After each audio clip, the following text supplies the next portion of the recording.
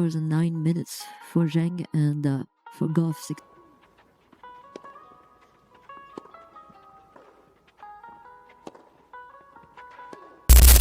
Listen to this. The WTA just dropped their pick for Match of the Year, and the reactions are wild. The haters, yeah, they are losing their minds over it.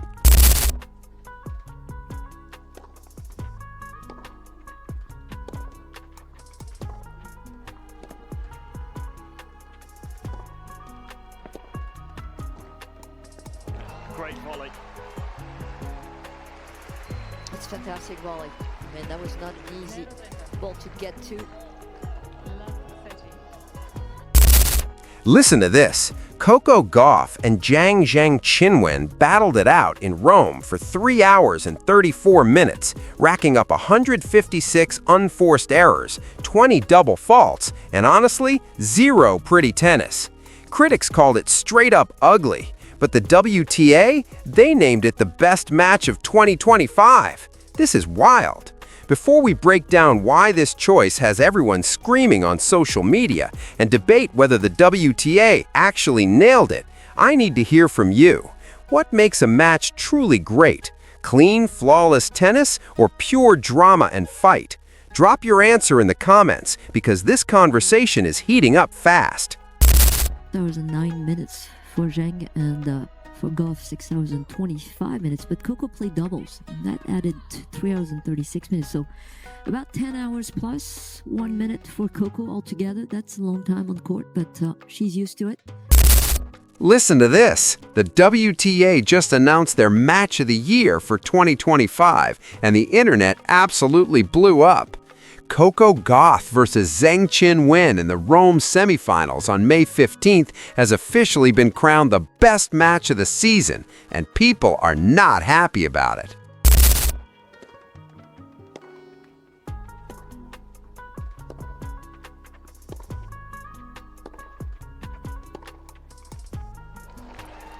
That's interesting to see that she's triggering the backhand of Coco Gauff, which... Listen to this. Let's set the scene. Ranked world number 3, went head-to-head with Zheng Qinwen in what turned into an absolute marathon. The final score? 7-6, 3-6, 4-6, 7-6 in favor of Gauff. The match clocked in at 3 hours and 34 minutes. That's longer than most movies, longer than some transcontinental flights, an eternity in tennis terms.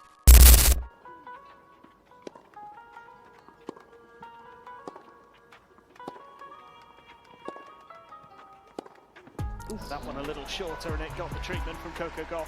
That's a beauty. Listen to this. Here's where it gets spicy. This wasn't some flawless, picture-perfect tennis showcase. This wasn't Federer versus Nadal at Wimbledon, hitting shots that make you believe in magic. Nah, this was a grind, a war, a full-on slugfest, with both players combining for 156 unforced errors and 20 double faults.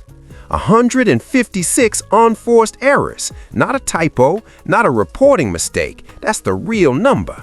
For context, a typical high-level match might see 30 or 40 combined unforced errors. These two nearly quadrupled that. And yet the WTA went through every match of 2025, every Grand Slam final, every flawless display, and said, yeah, this messy 3.5-hour chaos in Rome, that's our match of the year. I mean, the audacity. Honestly, it's kind of impressive.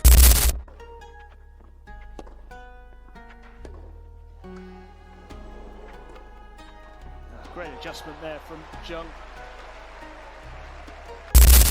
Listen to this. Before we dive into why everyone's losing it over this pick, let's break down what actually went down in this match, because it's insane. Gauff came back from being broken down in the first set and somehow won it in a tiebreak. Then she dropped the second set. But in the deciding third set, she found herself down 3-5. That's match point territory, pack your bags and go home territory. Most players would have folded right there, but Gauff staged an absurd comeback, clawing back from 3-5 to force another tiebreak. And in that final tiebreak, with exhaustion hitting after more than 3 hours on court, she somehow won 7-4 for Gauff.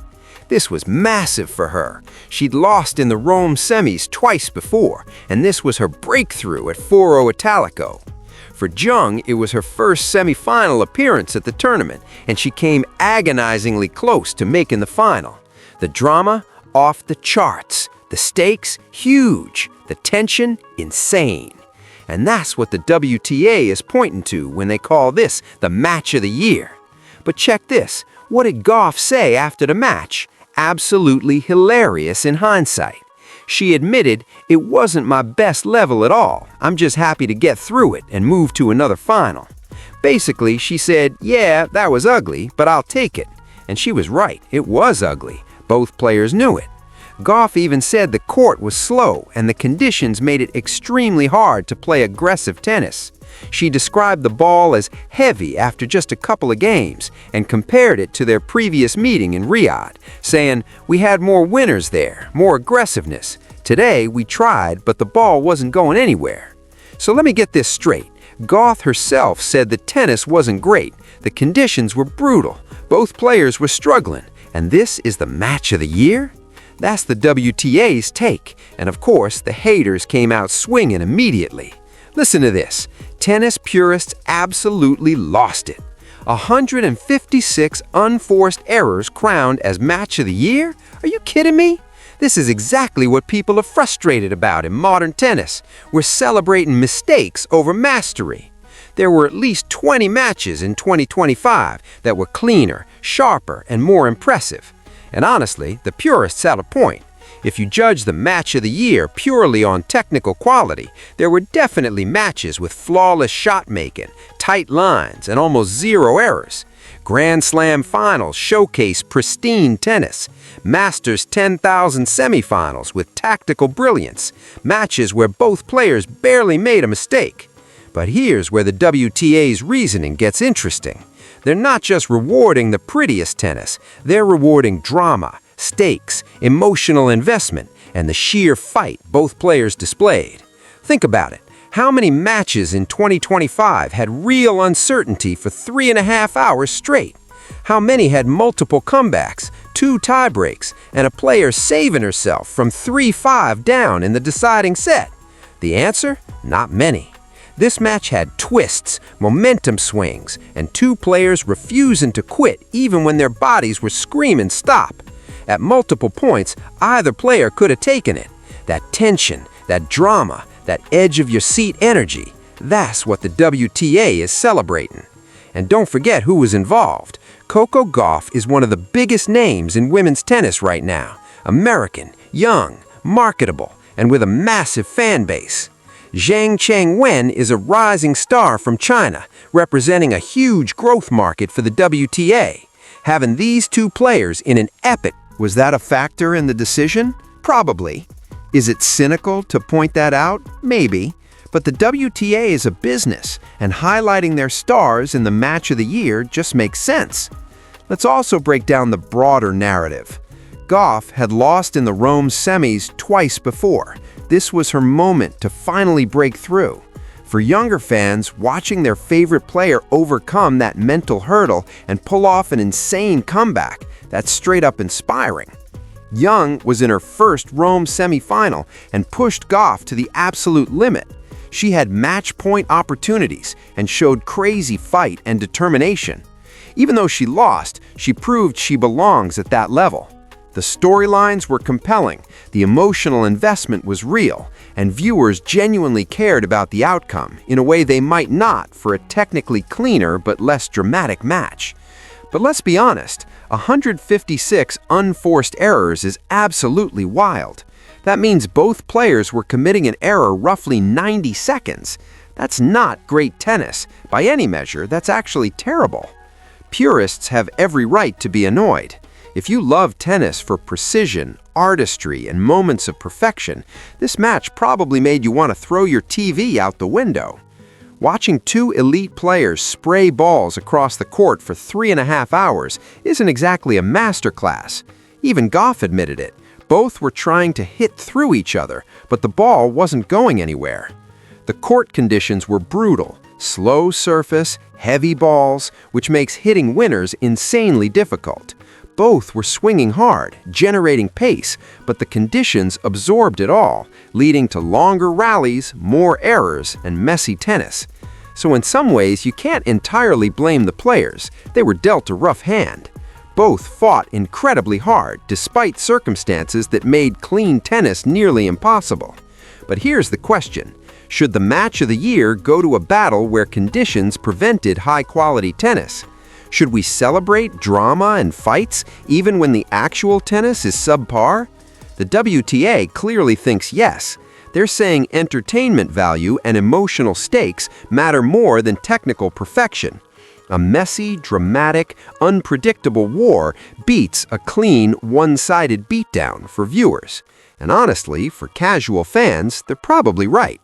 Listen to this. If you're not a hardcore tennis nerd, counting every unforced error and analyzing shot placement, this match was probably insane to watch. The drama of Gauff clawing back from 3-5 down in the third set alone is enough to make your heart pound. For 3.5 hours, nobody knew who was walking away with the win. That uncertainty, that tension, that emotional investment, that's what makes sports addictive. Nobody remembers a dull 6-2, 6-1 final, even if the tennis was flawless. But marathon battles where both players leave everything on the court, those stick in your memory. Compare it to other sports. Basketball fans celebrate triple overtime playoff games with mistakes and exhaustion as instant classics. Football fans call games that go through 4 quarters plus overtime all-time greats, even if the quality drops late. Tennis purists, though, they throw fits when drama comes at the expense of technical perfection. Maybe that's part of the problem with how tennis is marketed and perceived. The WTA clearly wants to reach a bigger audience. They're aiming for casual fans who love drama and stakes, not just the purists chasing perfect technique. Naming this match of the year sends a clear signal about their priorities.